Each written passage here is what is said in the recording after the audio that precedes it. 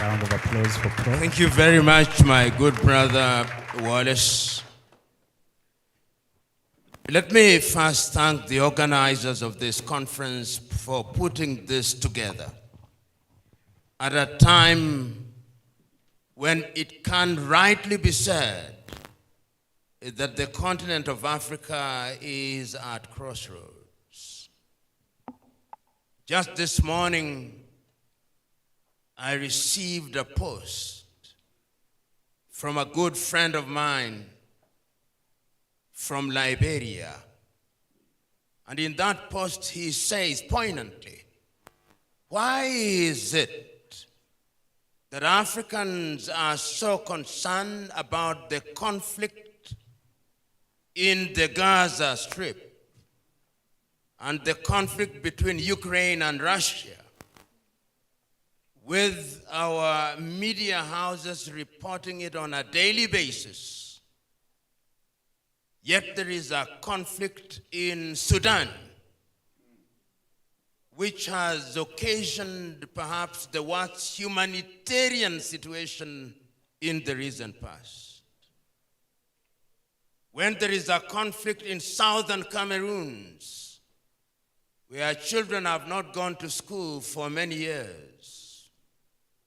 Yet there is a conflict in the Democratic Republic of Congo. Yet there is an ease in Somalia.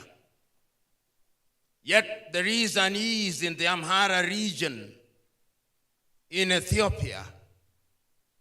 Yet there is an ease in Central African Republic.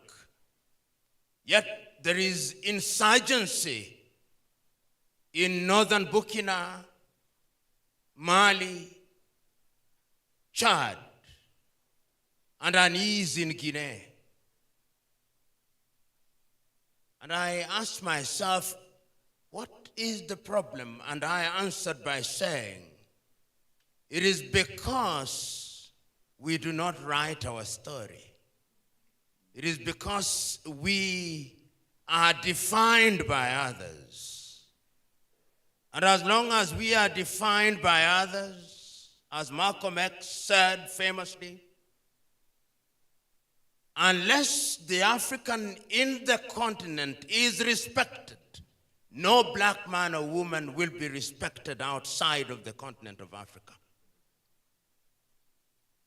There is wisdom, therefore, as my good friend Dr. Shem said, for us to begin to ask the question, who are we? And what can we do to regain confidence and to regain our rightful place in the world? Nostalgically, we talk about Mansa Musa and how his pilgrimage to Mecca changed the world. We romanticize our past. But the reality is that our continent can do better because she did many years ago. I remember reading one of the most iconic speeches ever delivered by an African in the year 1906 at the University of Columbia by South Africa's Pixley Kaisaka Seme, the regeneration of Africa. That speech went into history, talked about the pioneering movers of Pan-Africanism, such as Sylvester Williams, such as Marcus Garvey, talked about many things and said that Africa must regenerate. He reminded his audience on that day that the African spirit remains unsettled. 12,000 ships took off from the western coast of Africa to the Caribbean. 12,000. 1.8 million lost in the seas. We do not know how many died when they arrived. 6 to 10 million taken to the Arab world, with 99% of the men castrated. That is Africa for you. Then after they were done with slavery, they came up with the colonial project. They sat in Berlin, parceled our continent into 54 units, which we still kill and maim for in order to retain boundaries created by the colonizer in Berlin. Then today they refer to our continent pejoratively, I suspect, as Francophone, to mean we are speaking French, not Bambara. Anglophone, to mean we are speaking English, not Gikoyo, not Luo, not Uganda. Lusophone, to mean we are speaking Portuguese, not Ovambo and Ovimbundu. Then they came and changed our names.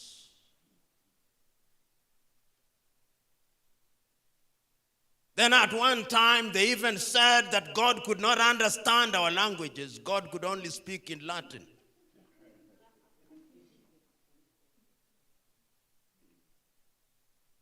And that is what defines us even as we speak today. So that when we talk about the African diaspora, even our gravitation is holding all factors constant to those who colonize us.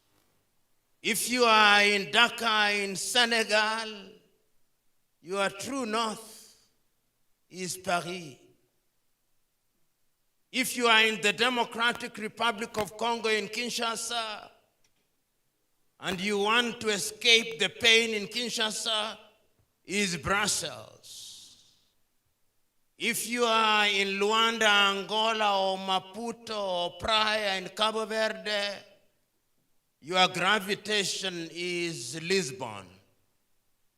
If you are in Kenya, or Zambia, or Nigeria, or Ghana, if you don't gravitate towards London, it is Washington. Those of you who are students of science will well remember Pavlov's conditional reflex. It is alive and well. And the time, therefore, is to liberate ourselves from lamentation. We have lamented too long. We have agonized too long.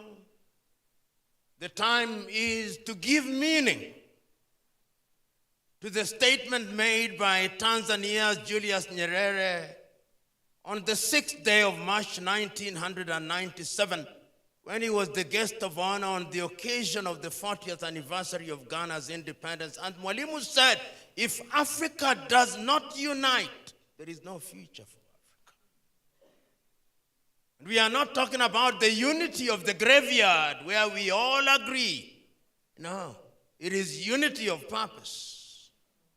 Today, many African governments have ministries of foreign affairs with an appendage called the diaspora, even diaspora desk, but they see you as they see gold mines. It is your dollar that they are interested in. It is your pound that they are interested in. It is your euro that they are interested in. They do not see the human resource that you are. As I speak to you now, some of our best men and women are outside of the continent. Our best engineers are to be found outside of the continent. Our civil engineers are to be found outside of the continent. And it's the Chinese who are building our roads, a paradox and an irony at once. That is where we are. Today, Our best doctors are to be found outside of the continent. So that when our leaders in Kenya, when they want to give birth, they go to the United States. When they have a flu, they go to the United States. When they are about to die, they go to Europe and America and India. That is why Vladimir Putin is said to have said, but I doubt whether he said it, but that notwithstanding, he said to have said that Africa is only a graveyard for her leaders. We can do better because history has demonstrated that whenever we wanted to do better, we did. You know, many times when I think about our founding fathers and mothers, and I listen to some of them in their very unsophisticated way, some of them through music, Miriam Makeba, some of them through religion, Kim Pavita, Donna Beatrice of the Democratic Republic of Congo. Some of them through the political platform, Kwame Nkrumah, Ahmed Sekou Toure, Mwalimu Nyerere, Samora, Moises Machel. Without internet, without what you and me have today, they were able to organize. When Marcus Mosias Garvey was telling people to come back home, he had no internet. No Boeing, no Airbus.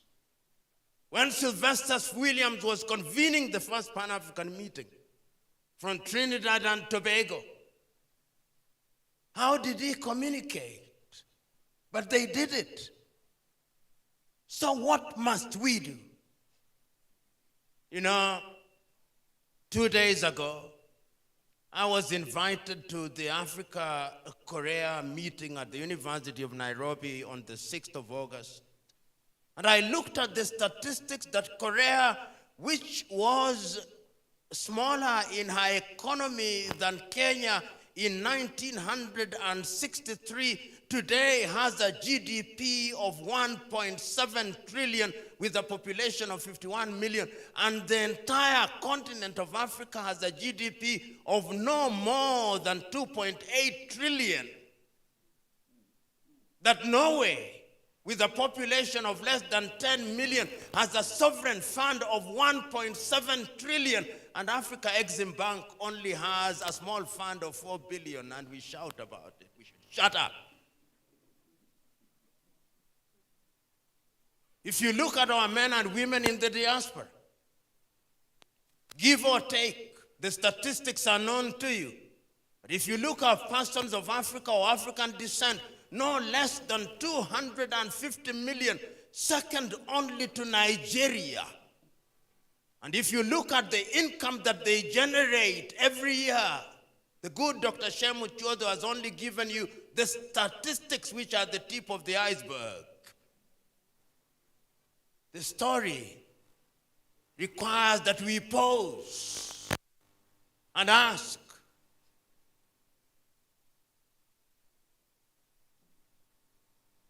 one week ago, I wrote to the chairman of the African Union and told him in my letter that this is the year of reparations, the year 2025.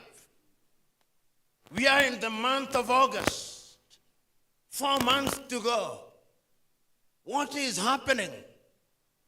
Of course, I said, rather unkindly, that, sir, when we were elected, we thought you'd do better, but you have gone back to the factory setting. It is diplomatic niceties, sterile statements and speeches, jamborees, with the consequence that Africa is a forest of protocols and declarations which yield nothing. We are the only continent whose leaders are summoned. Africa-China conference in Beijing. And all our 54 leaders by private jet are in Beijing. Africa-Russia in Sochi, and they go. Africa, even little Qatar in Doha, and they go. Africa, Washington, and they go. And the President of the United States of America has the temerity to ask an African president how well he speaks English. The time is now for you to change. And it is people in the diaspora that have changed their societies. Look through history. The state of Israel was created by their diaspora. You have a duty. The time is now for us to reflect and ask ourselves, what will our generation do? My good friend Kennedy said, and he says in his book, that every generation must find something for which it shall be known. They came, they resisted, even if they failed. The Amazon women of Dahomey resisted. Queen Zinga resisted in Angola. Mekatilili wa Menza resisted. Shaka the Zulu resisted. There was the Hair Rebellion. There was the Maji Maji Rebellion. There was the Mau Mau Rebellion. They resisted. Then there came another crop, and they resisted, and we regained our independence. And we lost it through some leaders who changed for the worse. What is our generation going to do? What will we be remembered for? The Ethiopians in the diaspora have financed the Grand Ethiopian Renaissance Dam. It can be done. But we must not work in silos. We must work as one unit. The geographical entities that were bequeathed to us by the colonizers must not stand in the way of our unity. You know, in the year 2013, the then chair of the AUC, Nkosazana and Lamini Zuma, wrote a letter to Kwame Nkrumah, apologizing to Kwame because we refused to listen to him. Africa has long realized that we must do things for ourselves. When they sat in 1963 in Addis Ababa, they said we must do things for Africa. We must have intra-African trade. They repeated the same again in 1973 in Addis Ababa, repeated it again in 1908 in Lagos, repeated it again in Addis Ababa in the year 2013. We have Africa Agenda 2063 and Africa Continental Free Trade Area. They met in Kigali and said that we should move freely in the continent. They met in Yamoussoukro and said we shall open the air skies, but I suspect some of you were required to have visas before you came. Or if they did not call them visas, they gave them another Christian name. But you paid some money before you came here. How can it be? 33 currencies and counting. And when you go into an aircraft, they say they are expecting, they accept all major currencies. It never includes the Naira.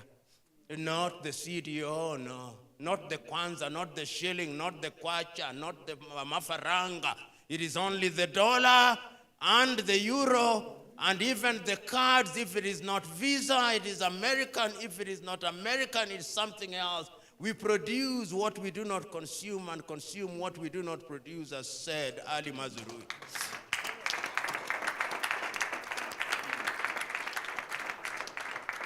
So the time is now for us to do what we must.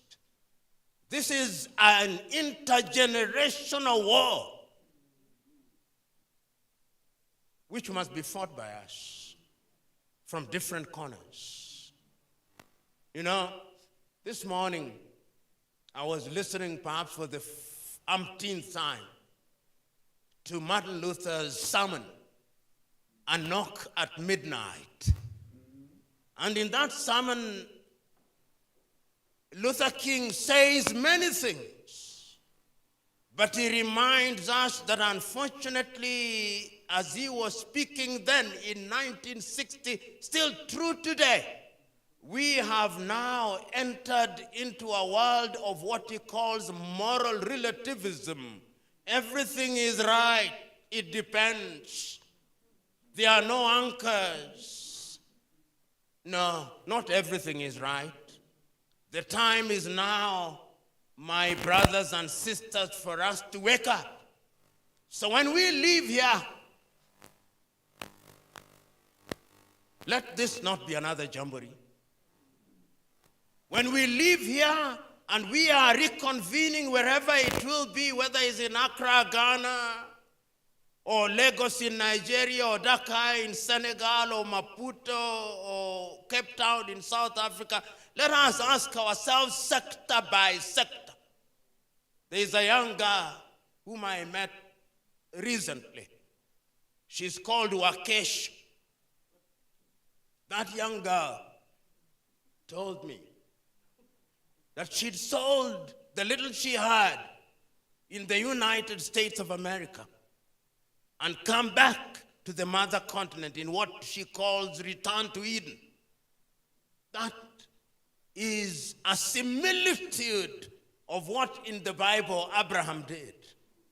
You leave Ur of the Chaldeans, not knowing where you are going to. We must do it. Come back in tourism. How can the bazaar market in Istanbul receive 99 million visitors every year, and Kenyans boast and dance naked because we have received 2.5 million visitors? In agriculture, why is it that we are importing chicken from Brazil? Why is it that we are importing sugar from Brazil? In the artificial intelligence space, are we in the fourth industrial revolution and the fifth industrial revolution? Shem Muchodo here will tell you he was the pioneer in that area, in this country.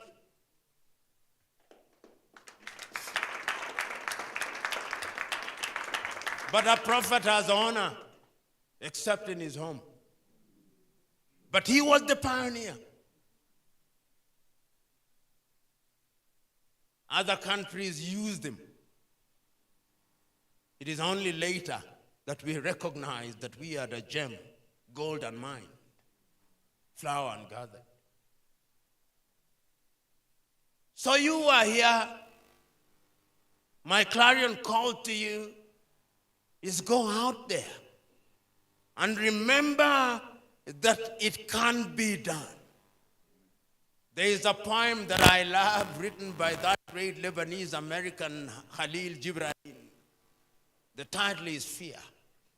And Khalil Gibran says that when the river leaves its source and it approaches the ocean, it trembles with fear. When it passes through the mountains, it trembles with fear of losing itself. Then it remembers that it can neither go back, it can only go forward. And then it remembers when it arrives in the ocean that joining the ocean is not losing itself, but becoming part of a bigger thing. You are here, you are becoming part of a bigger thing. And that big thing is a thing that should be made known to those who are in positions of leadership. Chinua Achebe, writing in 1983 about Nigeria, said he could well have been saying it about Africa. The problem in Africa is simply and squarely a problem of the quality of political leadership that we have. African countries don't have democracies.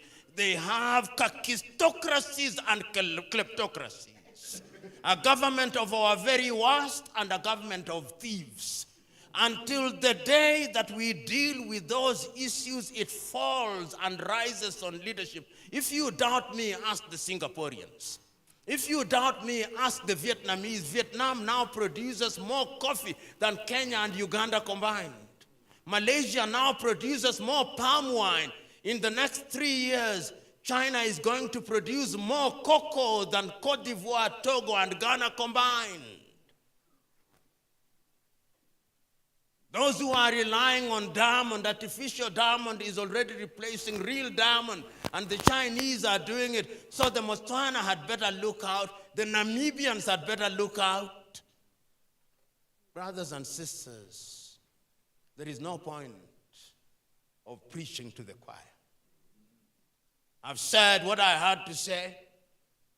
Mine is to exhort you to do that which is good and right. It is John Henry Clark who said, there is no point of shouting black beauty when there is no black power. Black is only beautiful when it is powerful.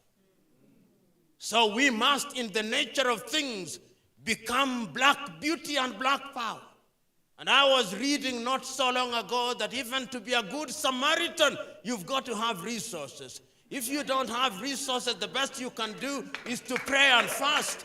But in the intervening period, the person who has fallen on the road to Jericho needs hospital bills to be paid.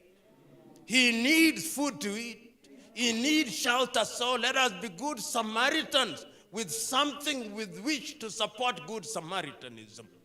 And I must also commend you, men and women in the diaspora. There are countries today which, if money did not flow from the outside world, they would be dead, and you know them. I don't want to shame them. I don't want to shame them because you have done a great job. Today, when African heads of states meet people in the diaspora, they greet them with supported hands because they know that this is where the honey comes from. You can do more. You must do more because you have no choice but to do more. You know, as I conclude, and now have great meaning and see great meaning in some of these clarion calls. When I was a young man at the university, during our student politics, we used to say, "A luta continua, victoria certa." We mouthed it with the exuberance of youth. But today I understand it deeper. The struggle must continue, and victory is indeed certain. And it's intergenerational. When as a young student, we used to shout Amandla and saying Awetu or Awetu. We mouthed it, and it was only mouth deep. Today, it is deep. Because power must indeed be ours. When in 1960, Robert Mangaliso Sobuko was saying, Maibu e Africa. Power must come to Africa. Now I understand it a little deeper. Because I want to assume that as I grow older, perhaps I grow wiser. But remember, even fools grow old. So it is not necessarily the case that when you grow older, you become wiser. So my brethren, let us go out there and do the little that we can do. Because if you ask the forest will tell you, I am because of the single trees. If you ask the ocean will tell you, I am because of the droplets. So don't think you are too small. You are the droplets that make the ocean. You are the trees that make the forest. Go out there and let us collaborate. Only a few days ago, on first day of August, we were celebrating my foundation. The 30th anniversary started in 1994. And I can say with pride that after 30 years, we are now present in 50 countries. And we are working with young Africans. And I can say that I've never, ever received any donation from GIZ, from USAID, from anybody from the West. You pull yourself by your bootstraps. And if you have no boots, lift your fingers and lift your feet. It can't be done. It must be done. And it's you who are going to do it. God bless you.